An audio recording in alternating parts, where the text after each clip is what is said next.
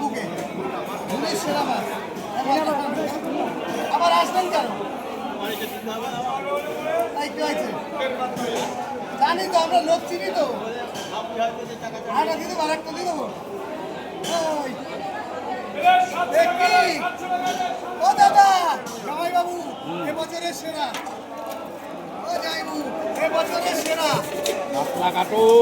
ভাজা হয় না ভালো এবছরের সেরা দেবে কোন